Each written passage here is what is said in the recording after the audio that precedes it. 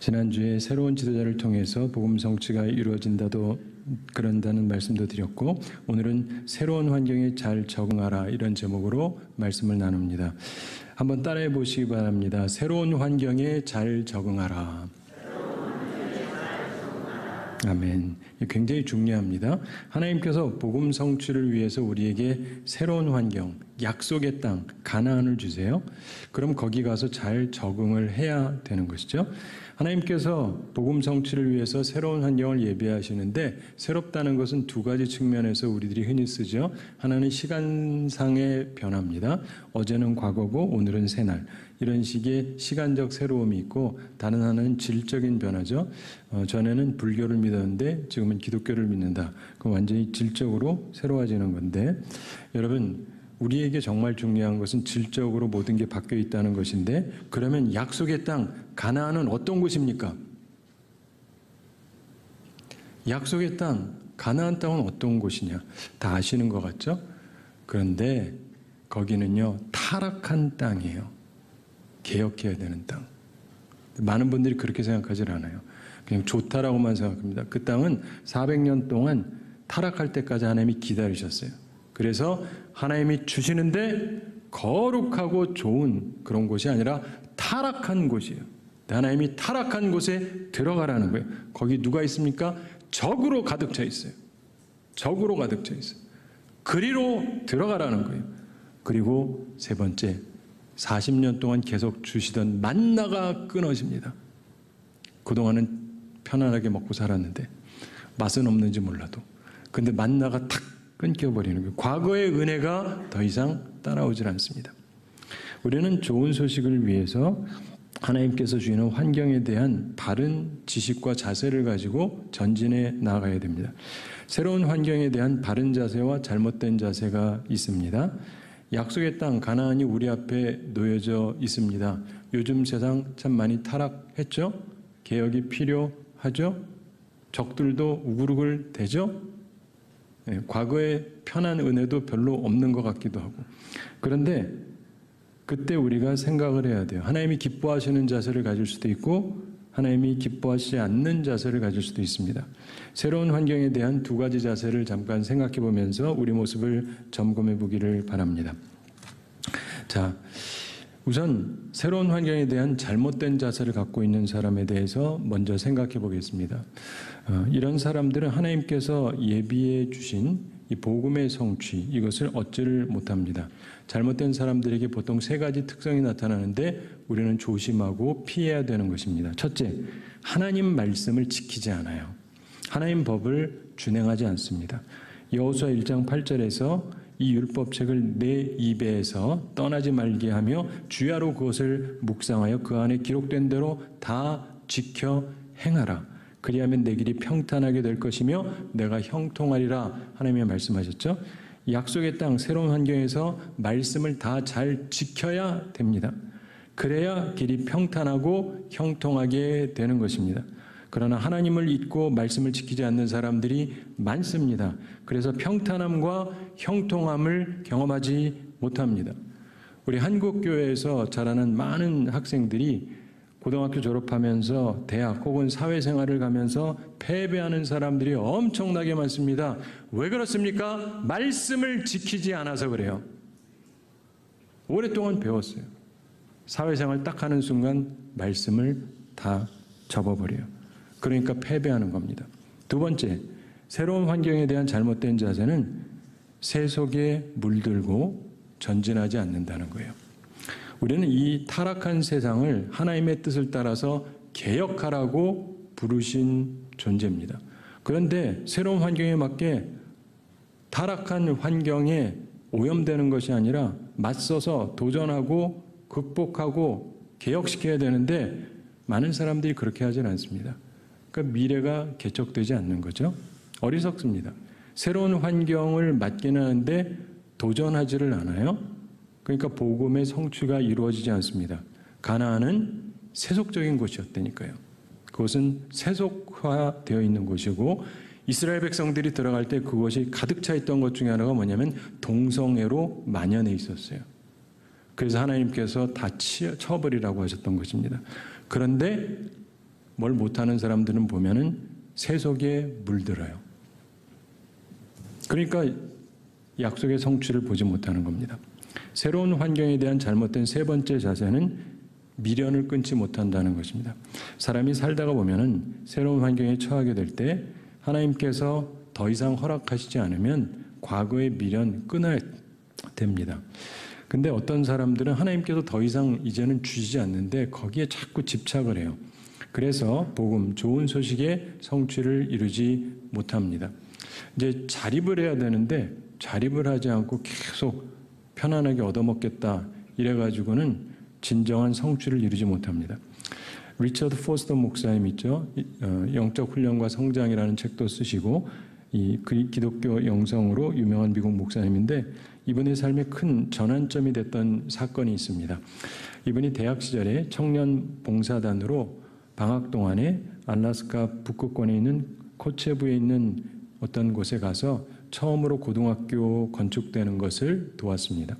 하루는 하수도 공사를 하기 위해서 땅을 파는데 이게 너무 추운 곳이라서요. 땅이 딱딱해요. 그래가지고 도무지 땅 파는 일이 쉽지가 않습니다. 너무 고돼요.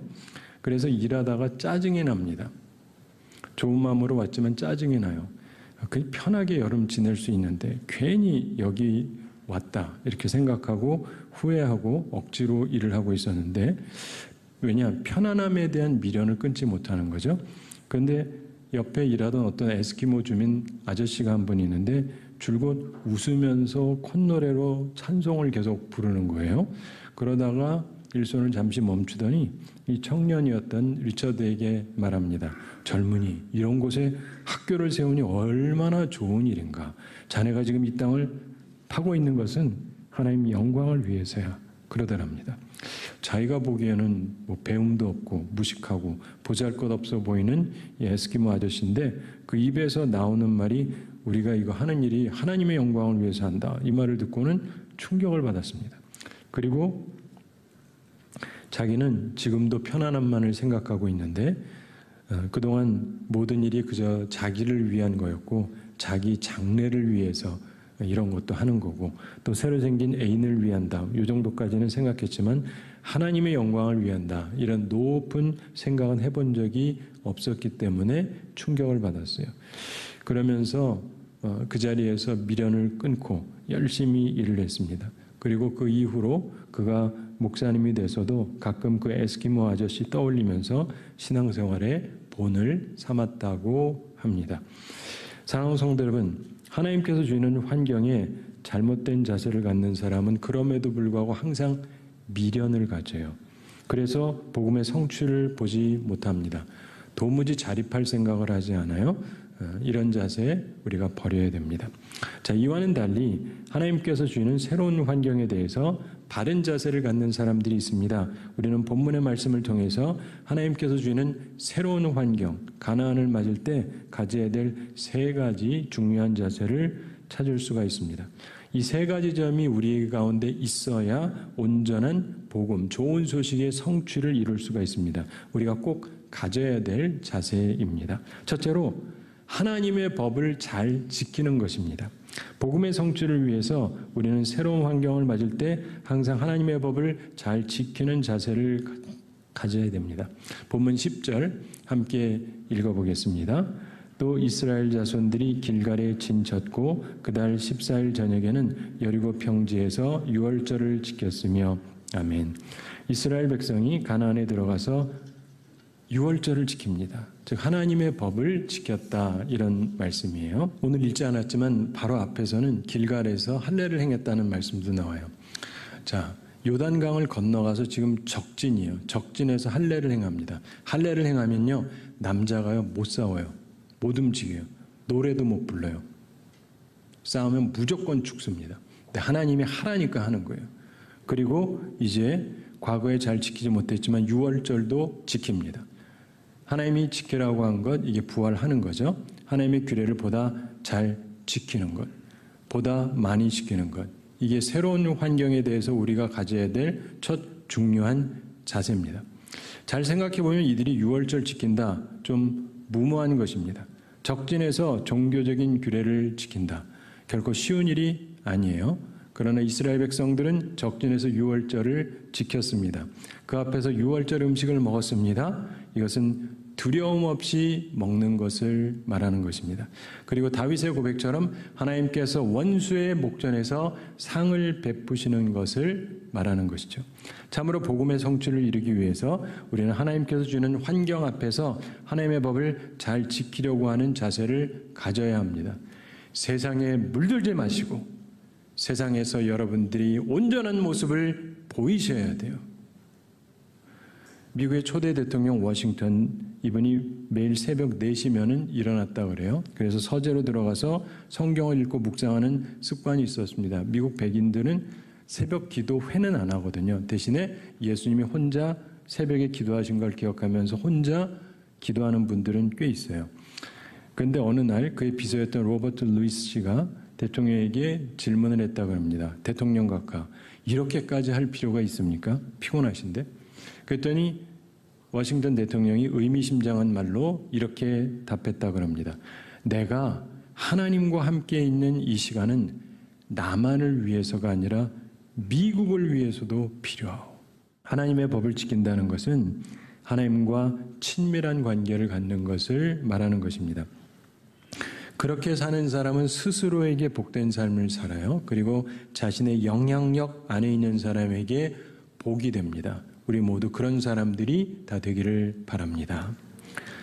새로운 환경에 대해서 가져야 될 두 번째 중요한 자세는 새로운 변화에 적응을 하는 겁니다. 미래를 개척해야 되거든요. 참 중요한데 본문 11절 함께 읽어보겠습니다. 6월절 이튿날에 그 땅의 소산물을 먹되 그날에 무교병과 볶은곡식을 먹었더라. 아멘. 이스라엘 백성들이 40년 동안 만나를 먹었죠. 근데 그게 어느 날 끊겨진 겁니다. 이제 가나안에 있는 곡식을 먹었다는 얘기입니다. 아마도 가나안의 시골에서 농사짓던 사람들이 여리고 성으로 도망 들어가고 그래서 그 들에 있던 곡식을 가지고 이스라엘 백성들이 먹었을 것 같다. 이렇게 추정을 할 수가 있죠. 이스라엘이 가나안의 소산을 먹었다. 이것은 새로운 변화에 적응하는 것을 말하는 것입니다. 어떤 사람들은요, 새로운 변화에 적응을 잘 하지를 못합니다. 그러나 복음의 성취를 위해서는 새로운 변화에 잘 적응해야 되는 것입니다. 특별히 우리는 매우 빠른 변화의 시대를 살고 있지 않습니까? 이런 시대를 살아가면서 변화를 싫어하고 변화에 적응하지 못하면 확실하게 낙오자가 됩니다. 이 세상에서 변하지 않는 사실은 딱 하나 있다 그러죠. 항상 변한다는 사실. 진리 말고는 대부분의 것들은 꾸준하게 변해요.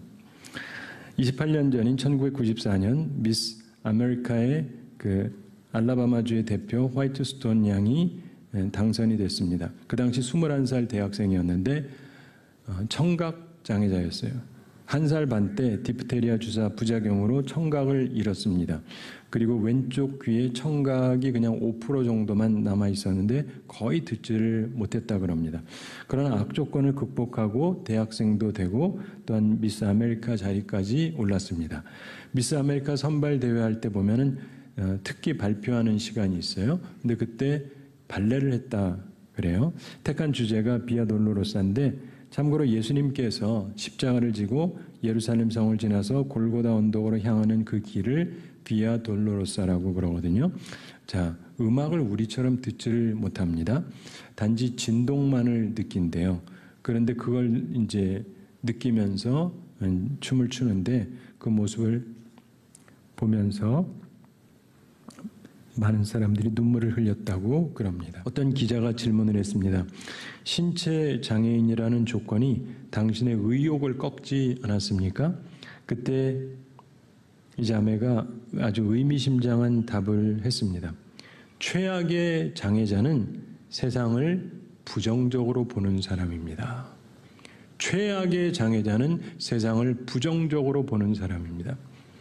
진짜 장애인은 삐뚤어진 시각으로 보는 사람이다 이 말이죠. 이 자매 어머니가 딸에게 항상 한마디를 가르쳤습니다. 뭐냐? 나는 할 수 있다. I can do it. 나는 할 수 있다. 한번 따라해 보세요. 나는 할 수 있다. 나는 할 수 있다. 이제 옆을 보고 한번 말해보시기 바랍니다. 당신은 할 수 있습니다. 당신은 할 수 있습니다. 그리고 집에 가셔서요, 자녀가 있는 분들은 꼭 말하세요. 너도 할 수 있다. 우리는 주어진 상황을 감사하면서 새로운 변화에 잘 적응해야 됩니다. 그래야 복음의 성취를 이룩할 수 있습니다. 안 된다고 생각하지 마세요. 내게 능력 주시는 자 안에서 내가 모든 것을 할 수 있느니라. 할 수 있거든이 무슨 말이냐. 믿는 자에게는 능치 못함이 없느니라. 우리 주님의 말씀이잖아요. 믿음으로 극복하시기 바랍니다. 세 번째, 새로운 환경에 대해서 가져야 될 중요한 자세는 미련을 끊는 거예요. 미련을 끊는 거. 이거는 굉장히 중요한 건데 과거에 대한 집착을 버려야 돼요. 여러분, 어떤 거는요, 참 과거에 좋았던 게 있어요. 근데 이거를 끊어야 되는 건 끊어야 되는 겁니다. 본문 12절 함께 읽어보겠습니다. 또 그 땅에 소산물을 먹은 다음 날에 만나가 그쳤으니 이스라엘 사람들이 다시는 만나를 얻지 못하였고 그 해에 가나안 땅의 소출을 먹었더라. 아멘. 자, 이 말씀이 무슨 말입니까? 다시는 만나를 얻지 못하였다. 만나가 그쳤다. 그 좋으신 하나님께서 만나를 더 이상 공급하지 않으셨다는 거예요.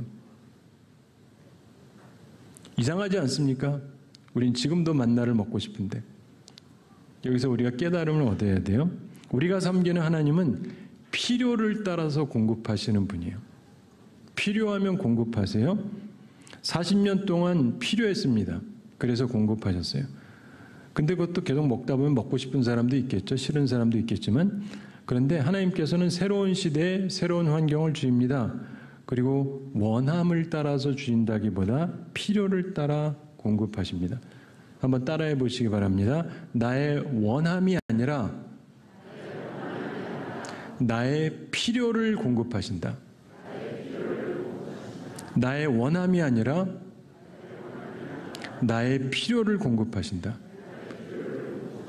이걸 잘 기억하시기 바랍니다. 여러분도 자녀가 어느 정도 성장을 하면 원하는 거 다 주지 않습니다. 필요한 건 공급하지만 하나님께서도 그렇습니다. 그래서 하나님께서는 내 욕심이 아니라 내 필요를 채워주는 분이에요. 그걸 잘 이해하시기 바랍니다. 이러한 하나님의 다스리심에 순응하려면요, 미련을 끊어야 돼요. 여러분, 우리 어렸을 때 다 우유 마셨어요. 지금도 우유만 마시고 계시는 분 계십니까? 아무도 없잖아요. 때가 되면 끊습니다. 물론 몸에 좋으니까 조금씩 마시지만, 그렇죠? 네. 다 시기가 있고 때가 있어요. 이제 자립을 해야 되거든요.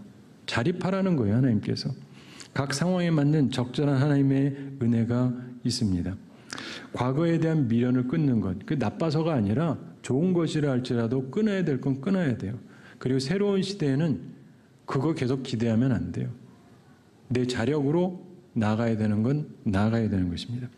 이게 우리한테 꼭 필요한 자세 중에 하나입니다. 오래전에 알프스 산맥에서 어떤 사람이 길을 잃었답니다. 근데 눈이 온통 하얗게 덮여 있어가지고 어디가 어딘지 구별이 전혀 되지가 않는 상황이었다 그럽니다. 근데 이 사람이 13일 동안 방황했대요. 거의 2주 가까이 방황을 하고 그러다가 이제 나중에 구출이 되긴 했는데 나중에 조사를 해봤더니 이 사람이 그 많은 날 동안 계속 헤매고 다니긴 했는데 딱 6km 요 이내에 그 숲 안을 그냥 이리저리 맴돌고 있다는 것을 알게 됐습니다. 이유가 뭐냐? 사람에게 독특한 성향이 있어서 그렇대요. 그 사람만이 아니라 우리 모두가 갖고 있는 그런 특별한 성향이 있답니다. 자, 사람을 실험해 봤는데 실험에 의하면 우리 눈을 이렇게 가리잖아요. 가리고 똑바로 걸어가라. 그러면 우리 딴에 똑바로 걷는데 앞을 가리고 한 20m쯤 가면 한 4m 정도 오차가 생긴답니다. 똑바로 가는 것 같은데 삐뚤어져 있는 거예요, 방향이. 그래가지고 한 100m 정도를 걷게 하면 결국 큰 원을 그냥 그린대요. 쉽게 말해서 큰 원 그리고 다시 제자리로 돌아온다는 겁니다. 이런 현상을 일컬어서 윤형 방황이라고 하는데 눈을 떴어도 동서남북이 어딘지 잘 모르잖아요. 그러면은 돌면은 똑같은 현상이 벌어진다는 거예요. 그냥 일정한 원 안에서 이리저리 방황한다는 것입니다. 자, 그러면 똑바로 걸을 길은 없을까? 계속 빙글빙글 도는 게 아니라 직선에 가깝게 계속 나아가려면 어떻게 해야 되느냐? 가능하면 길을 잃지 마시되 혹시라도 길을 잃게 되면 지금 이 말을 기억하시기 바랍니다. 어떻게 해야 되느냐? 방법이 있긴 있답니다. 길을 혹시 잃었을 때 앞으로 나갈 수 있는 방법이 있는데 실험에 의하면 눈을 가리고도 상당히 똑바로 갈 수 있는 방법이 있대요. 그게 뭐냐면 자주 새 출발을 하는 거예요. 자주 새 출발한다. 무슨 말이냐? 한 20보 걷고 스탑. 그리고 잠시 생각하고 다시 시작하는 거예요. 그리고 한 20보 가고 스탑. 이렇게 가다 보면 생각보다 꽤 똑바로 간대요. 이게 요령입니다. 무슨 말인지 아시겠죠? 그냥 가던 길이니까 그냥 간다가 아니라 가던 길이지만 잠시 멈추고 잠시 미련을 끊고 생각을 하는 거예요. 그러면 바르게 가기가 쉽다는 것입니다. 사랑하는 성도 여러분, 우리들의 삶에도 이게 항상 필요해요. 가능하면 일주일에 한 번 혹은 뭐 수요일도 그렇고 그리고 가능하면 매일매일 하나님 앞에서 끊고 생각하고 그러면 길을 똑바로 갈 수가 있습니다. 근데 오해하지 말 게 있습니다. 미련을 끊는다는 것을 잘못 이해하는 분들이 있어요. 우리나라 역사에서 보면 백제가 멸망할 때 계백장군이 마지막 싸움했던 게 굉장히 유명하죠. 대세가 기울었습니다. 나라가 망하게 생겼는데 그 자기 가족을 다 죽이고 죽을 각오로 전쟁에 임했습니다. 그의 모든 군인들이 그렇게 했다 그러죠. 그래서 어떻게 됐느냐? 처음에는 크게 이겼습니다. 뭐 어차피 목 걸고 싸우는 사람들이니까 승리를 했어요. 그리고 몇 번 계속 이겼습니다. 그러나 결국에는 전부 다 죽임을 당했어요. 왜 그러냐? 이걸 여러분이 이해하셔야 돼요. 그 사람들은 미련을 끊긴 했는데 동시에 미래도 끊었기 때문이에요. 가족이 없어요. 돌아갈 데가 없어요. 그럼 미래가 끊긴 거예요. 사람은 미련은 끊어야 되지만 미래는 끊으면 안 돼요. 소망은 항상 있어야 되는 거예요. 그러나 동시에 미련을 끊지 못하면 화를 자초하게 됩니다. 사랑하는 성도 여러분, 롯의 아내를 생각해 보세요. 뒤돌아보다가 죽었잖아요. 이 만나의 끊어짐, 이 의미를 잘 이해하셔야 됩니다. 하나님께서 미래를 바라보라는 거예요. 그러나 미련은 끊어라. 이 하나님의 말씀을 잘 이해하고 저러나 오러나 치우치지 말아야 됩니다. 우리가 과거에 좋은 것도 많이 있죠. 그러나 끊을 것은 끊어야 됩니다. 복음, 좋은 소식의 성취를 위해서 우리는 하나님께서 우리 앞에 마련해 두시는 것 앞에서 이 세 가지 자세를 가져야 됩니다. 우선 하나님의 법을 잘 지켜야 되겠다. 이 생각을 하셔야 돼요. 그리고 새로운 환경에 잘 적응하는데 오염된 사회에 오염되는 것이 아니라 우리가 세상을 개혁해 나가야 됩니다. 그리고 미련을 버려야 돼요. 자력으로 우리가 주어진 일들을 잘 감당해야 됩니다. 이렇게 살아가게 될 때 하나님께서 우리에게 주시는 복음의 성취를 이루게 될 것입니다. 바라기는 말씀대로 살아서 복음의 성취를 이루며 살아가는 우리 모두가 되기를 바랍니다. 한 가지 이야기 말씀드리면서 말씀 마치겠는데 어떤 목사님이 하나님 부르심을 따라서 교회를 개척을 했습니다. 한 3년 반 정도 힘쓰면서 교회를 세웠는데 본래 그곳에서 평생 목회를 하려고 했는데 그러다 예상치 못한 방법으로 하나님의 섭리가 있어서 다른 교회에 청빙이 들어왔습니다. 그래서 목사님과 사모님이 기도하면서 하나님의 부르심이라고 생각을 하고 교회를 떠나게 되는데 알리고 후임자를 정하는 일을 함께 논의했습니다. 근데 교인들하고 함께 논의한 후에 교인들 중에 이런 얘기를 해요. 목사님, 신경 쓰지 마시고 그냥 가십시오. 저희는 후임 목사님 없이 그냥 계속 예배드리겠습니다. 그러면서 이유를 이렇게 말해요. 목사님 새로운 교회 가셔서 뭐 조금 지내면서 좋으심 계시는데 혹시 거기 장로님이 괴롭히거나 좀 나쁜 교회 같다 그럼 그냥 돌아오십시오. 우리가 기다릴 테니까. 근데 후임 목사님을 정해놓으면 목사님 못 돌아오지 않습니까? 그냥 가보셔서 좋으면 계시고 나쁘시면 돌아오십시오. 우리가 기다리겠습니다. 참 교우들이 괜찮죠? 근데 목사님께서 뜻은 고맙지만 그럴 수 없다고 말씀드렸어요. 왜요? 하나님의 부르심이 있으면 뒤돌아보면 안 되거든요. 하나님께서 가라고 하시면 그냥 앞을 보고 가야 되는 것이죠. 그래서 목사님이 기도하면서 좋은 목사님이 계시는 같은 크기의 교회하고 그 교회를 연합하도록 해드렸습니다. 그리고 떠났어요. 자신이 돌아올 길을 완전히 끊고 떠났습니다. 자기가 세운 교회지만 미련을 버리고 떠난 거죠. 그래서 그분이 어떻게 됐느냐? 간 곳에서 좀 어려움도 있긴 했지만 미련도 간혹 생겼겠지만 결국 스스로 하나님의 명령을 따라서 미련 끊고 미래를 바라보면서 최선을 다했기 때문에 새로 부임한 교회에서 큰 부흥을 경험하고 복된 목회를 했다고 그럽니다. 사랑하는 성도 여러분, 우리가 하나님 앞에서 우리한테 주시는 새로운 환경에 대해서 잘 생각하셔야 돼요. 약속의 땅, 가나안 땅이 편하기만 하고 좋기만 한 데가 아니에요. 타락한 곳이라니까요. 나쁜 적이 엄청나게 있다니까요. 그런데 하나님께서 말씀을 가지고 전진하라는 거예요. 점령하라는 거예요. 용기를 가지세요. 미련은 끊고 미래를 바라보면서, 그래서 복음을 성취하면서 살아가는 우리 모두가 되기를 우리 주님의 이름으로 축원합니다.